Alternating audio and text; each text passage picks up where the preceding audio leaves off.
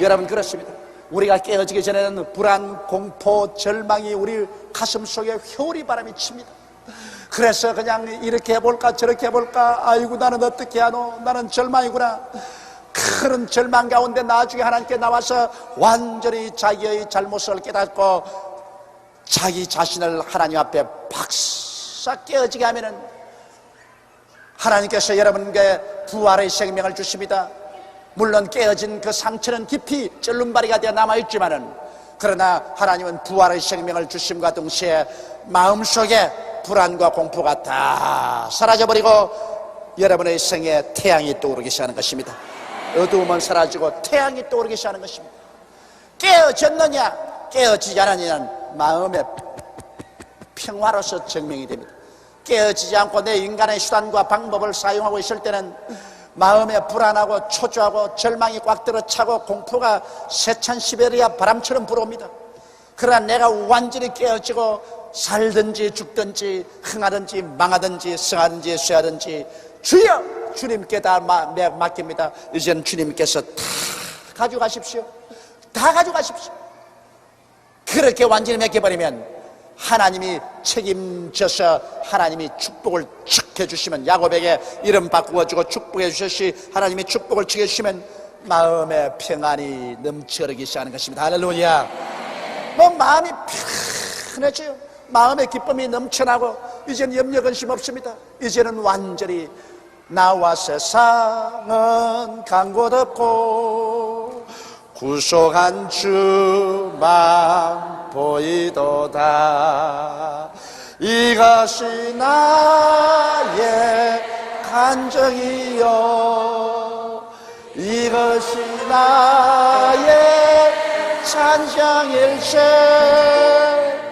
나 사는 동안 거침없이 구주를 찬송하리로다.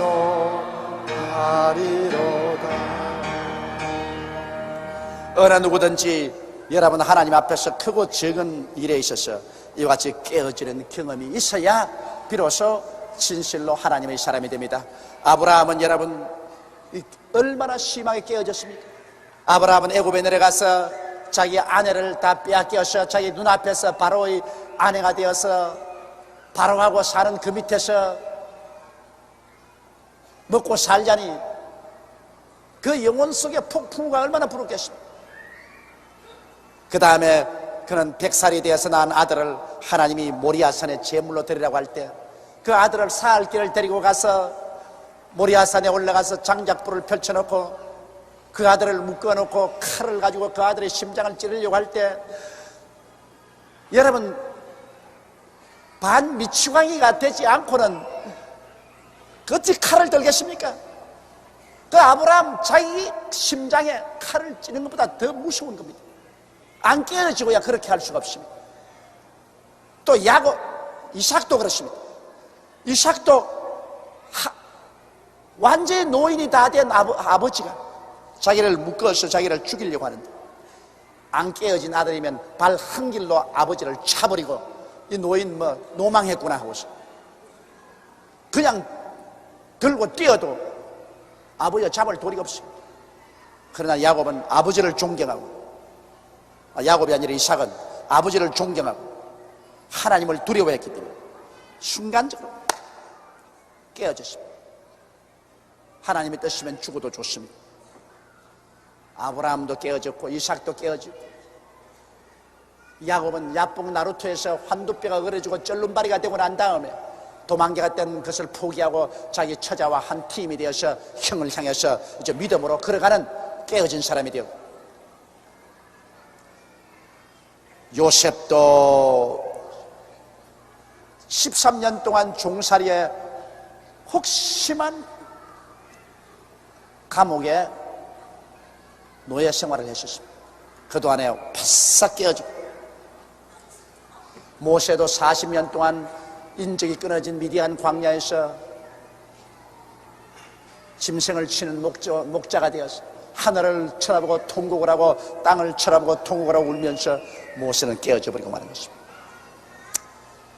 여러분 구약시대도 보면 하나님이 사용한 사람 치고서 그 운명에 부딪혀서 죽음의 체험을 안 한 사람 하나님이 사용한 적이 없습니다.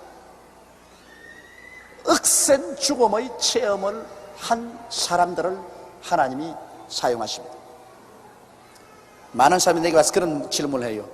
왜 여전도사님들 중에 과부가 많으냐? 오늘 과부가 되어 있는 사람 여러분, 여러분 보고 하는 말은 아닙니다. 나쁜 의미로 하는 말이 아니에요. 왜 과부가 많으냐? 그래서 내가 그 말을 대답하는 게 있습니다. 여러분, 이 세상에서 부부간에 같이 살다가 그 아내를 잃는다는 것이나 남편을 잃는다는 것은 그 굉장한 충격입니다. 그 견딜 수 없을 만한 강한 충격을 받고 깨어지는 거예요. 하나님께서 깨뜨리려고 하는 사람은 필요하면 남편도 데려가고 아내도 데려가는 겁니다. 그래서 깨뜨린 거예요. 깨뜨린 거예요.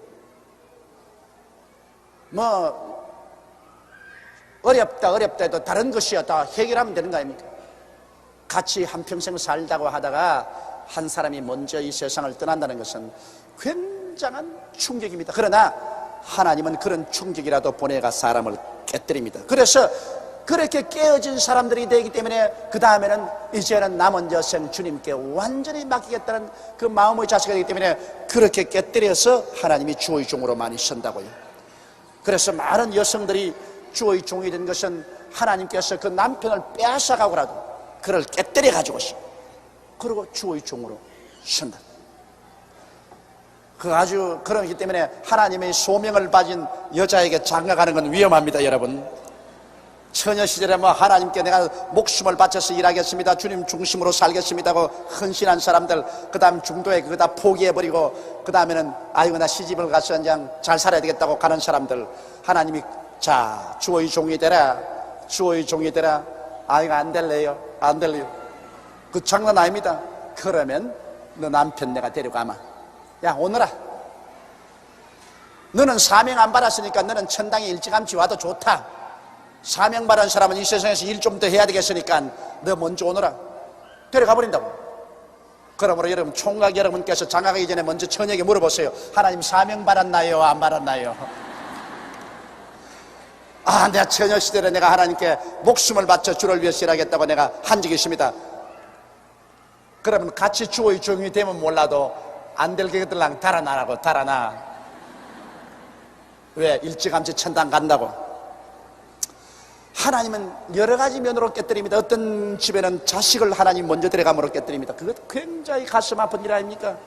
자녀를 먼저 데려간다는 거예요. 그러나 자녀를 데려감으로 깨뜨리기도 하고, 어느 때는 무서운 병으로 말미암아 깨뜨리기도 하고. 사람이 스스로 깨어지면 좋은데 쉽게 깨어지나요? 쉽게 스스로 항복하고 깨어지면 그런 일이 없어요. 그러나 쉽게 스스로 항복하지 못하면 하나님께서 여러 가지 면으로 우리를 깨뜨리시는 것입니다. 저는 제가 폐병이 걸려가지고서 죽음의 벽에 부딪히지 않았었으면 절대로 목사 될 사람이 아닙니다. 세상에 야망이 너무 컸습니다. 그러나 제가 폐병이 걸려서 벽에 부딪혀 죽게 되니 예수를 믿었죠. 그러고 난 다음에 제가 불광동에서 전도사 생활할 때, 군대에 갔을 때 내가 얼씨구나 좋다 했습니다. 이제 군대에서 나오면 안 한다. 군대에서만 나오면 이제 내가 미국으로 건너가서 내가 잘 살고, 이 일은 내가 안 하겠다. 이 괴로워서 어떻게 하느냐. 그러고 난 다음 솔직히 말해서 내가 속으로 군대 갈 때는 좋다고 생각했습니다. 왜? 다른 면으로는 내 변명을 할 수가 없는데 군대에 갔으니까 아이 난 이제 뭐 죽을 좀 못 된다고 합니다. 와, 그렇다 군대에 가가지고서 내가 막 혼이 났네. 창자가 꼬여가지고서 수도 육군병원에 8시간 배를 째고 수술을 하고, 그러고 난 다음에 겨우 수술해서 회복되니까 또 양폐 폐렴이 걸려가지고서 열이 그냥 40도가 넘고 까무라치고 뭐 완전히 죽음의 문에 도착했습니다. 그때 내가 말하기를, 주여 기왕 죽은 몸 살려만 주면은 도로 주의 종 되겠습니다. 기왕 죽은 몸 뭐 이젠 뭐합니까? 그래서 내가 주님이 겁이 난다고요. 하나님이 일단 부르시면 하나님께서 놓지 않습니다. 마귀도 잡으면 잘 안 놓는데 하나님이 어떻게 한번 잡아놓고 쉽게 놓을 것 같아요? 여러분 진짜로 회개하고 예수 믿는 사람 타락될 줄 알아요? 성경에 주께서 뭐라고 말하십니까? 너희를 내게 주신 이는 만유보다 크심에 내 손에서 빼앗을 자가 없나니라. 하나님이 여러분을 하나님 백성으로 이미 딱 택해가지고서 예수님 손에 얹은 사람은, 여러분 예수님이 움켜쥐고 놓을 것 같아요? 마귀도 한번 움켜쥐면 잘 안 놓는데, 하늘과 땅의 모든 권세를 가진 예수님이 십자가에 그래 몸짓고 피 흘려서 값주고 사는데 쉽게 여러분 놓을 줄 알아요? 아예 예수를 잘 믿는 사람, 정말 구원받은 마음의 확증이 있는 사람은 타락하려고 생각하지 마세요. 안 하는 게 좋다고. 그냥 자꾸 잘 믿는 게 좋지, 뒤로 물러가다가는 아예 박살난다고. 박살나. 어느 정도 하나님이 참다가 그 다음에는 에라 이게 자꾸 금방지게 어디 한번 좀 맞아봐라. 그래가 하나님이 때리면, 요새 올림픽에 뭐 복싱은 아무것도 아니에요. 하나님이 때리면 여러분 아주 그냥 마음에 그 무서운 상처를 입게 되고, 야곱처럼 그때는 막 하나님이여 날 안 살려주면 내가 하나님을 놓지 않겠나이다고 부르짖는 이런 일이 생겨납니다. 그러므로 중생한 확정이 있는 사람은 타락 못할 줄 아십시오. 아예 뒤를 돌아보려고 생각하지 마십시오. 생각만 해도 그건 어리석은 일인 것입니다. 일단 중생한 사람은 자꾸 얼마나 하면 더 잘 믿을까? 믿음과 순종의 생활로 정진하면 하나님이 안 때려요. 왜 이쁘게 순종하고 믿는데 왜 때려요? 하나님이 곱다고 자꾸 쓰다듬어 주시고 더 열매 맺게 해주시지. 자꾸 뒤로 이렇게 물러가려고 하니까 야곱처럼, 야 임마 오늘아 안 가요 안 가? 난 내 혼자 살아야 되겠어. 야 임마 오늘아 임마 안 가요 안 가? 그러니까 그냥 손을 들어가 환도뼈를 내리고 후려 때려버려. 한번 맞아봐라. 그 야곱이 맞고 난 다음에는 쩔뚝쩔뚝하면서 야복강 잘 건너가서 자기 처자들하고 잘 팀이 되지 않았어요? 별 수 없이 맞으면 항복합니다. 사람이 뭐지 아무리 장사라도 하나님께 매맞고 안 깨질 사람 아무도 없어요. 그러나 내가 말하고 싶은 것은, 맞기 전에 미리 손을 들면 얼마나 좋을까, 그 말인 것입니다. 맞기 전에 미리 손을 드는 것이 얼마나 좋을까. 그것은 굉장히 현명한 사람이 그렇게 하는데, 우리같이 무지막지한 놈이 되어가 일생에 죽음의 고비를 2번이나 넘는 그러한 사람은 여러분 중에는 없게 되시기를 주의 이름으로 축원합니다. 그 사람이 야곱의 환도뼈로 큰 힘줄을 친 고로 이스라엘 사람들이 지금까지 환도뼈 큰 힘줄을 먹지 아니하더라. 그 조상 야곱이 얼마나 환도뼈가 어그러져서 쫄름바리가 되었던지, 그것을 길이 이스라엘 사람들이 기억 속에 남게 하기 위해서, 오늘날 이스라엘 사람은 짐승을 잡아도 그 환도뼈에 있는데 그쪽에 있는 심줄 고기는 안 먹어요. 안 먹어요. 그럴 정도로 충격입니다. 조상이 그 얼마나 깊은 충격을 받았다는 것을 그들은 기억하고 조상을 동정해서 그 환도뼈의 큰 힘줄은 먹지 않는다, 그렇게 말하고 있습니다.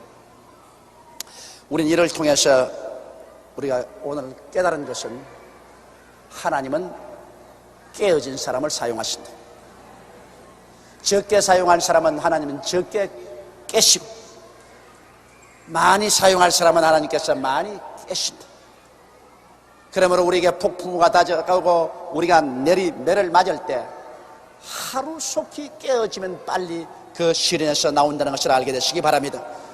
그리고 우리는 깨어지면 깨어질수록 하나님을 더 깊이 알게 되고, 하나님의 사랑을 더 깊이 느끼게 되고, 더 위대한 하나님의 그릇이 되는 것입니다. 이러므로 깨어질 때 여러분께서 더 하나님께 감사하고 하나님의 아름다운 그릇이 되시기를 주의 이름으로 축원합니다. 여러분 일평생에 하나님은 한 면의 축복을 주시면서 다른 면에서는 계속 주님께서 깨뜨리시는 것입니다. 그게 자라나는 거예요. 여러분 우리에게 다가오는 시험과 환난은 바로 자라나는 것입니다. 여러분 사람이 자라나지 않으면 어떻게 되겠습니까? 그러나 영적인 인격이 자라나는 것은 고난을 통해서 자라납니다. 평안함을 통해서는 자라나지 않습니다. 자식들도 너무 편안하게 해주면 망나니가 됩니다. 평안과 고난이 겹치면 그 자식들이 어른이 되어서 자라납니다. 훌륭한 사람이 됩니다. 이러므로 고난은 여러분과 나를 신앙 가운데 더 성숙하고 자라나게 하는 양식이라는 것을 알고, 반드시 고난이 없는 것이 여러분 행복한 삶이 아니라 늘 고난이 함께 하셔서 그로 말미암아 우리가 고난을 먹고 깨어지고 더 기도할 수 있게 되는 것을 더 큰 행복으로 알게 되시기를 주의 이름으로 축복합니다. 하나님은 우리에게 고난을 주시면서도 우리에게 늘 계속해서 그로 말미암아 자람과 동시에 성공을 주시는 것입니다. 고난과 성공은 같이 옵니다. 여러분, 성공만 오는 것이 아닙니다. 기독교 신앙생활은 하나님은 성공을 주시면서 성공과 함께 고난도 늘 같이 주시는 것입니다. 우리가 그리스도와 함께 영광을 받기 위하여 고난을 받는 것도 마땅하니라고 바울 선생이 말씀하신 것입니다. 한번 따라 말씀하세요. 신앙생활이란 성공과 고난이 함께 오는 생활이다. 따로따로도 오지 않습니다. 성공이 오는가 하면 그게 묻어서 함께 고난이 내리 다가옵니다.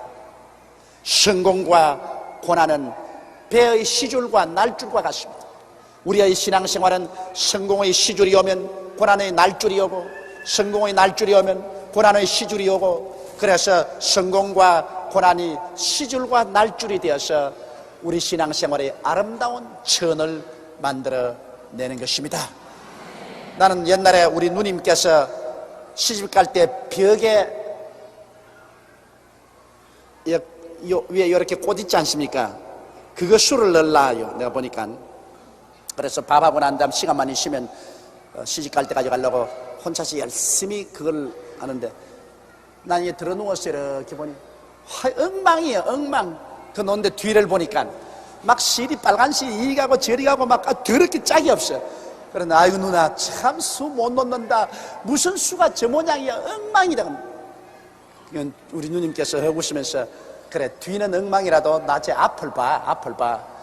그런데 그 수 놓는 앞을 보면은 거기에 꽃이 나오고 나비가 나르고 시냇물이 흐르고 그렇단 말입니다. 여러분, 우리가 하나님께서 우리 가운데 섭리할 때 우리 인간적으로 생각하면 엉망이에요. 엉망. 축복도 다가오는가 하면 고난도 다가오고 성공이 다가오고 하면 시련도 다가오고 막 이 실이 막 엉망이에요. 엉망. 아이고 하나님이 왜 이렇게 하시냐.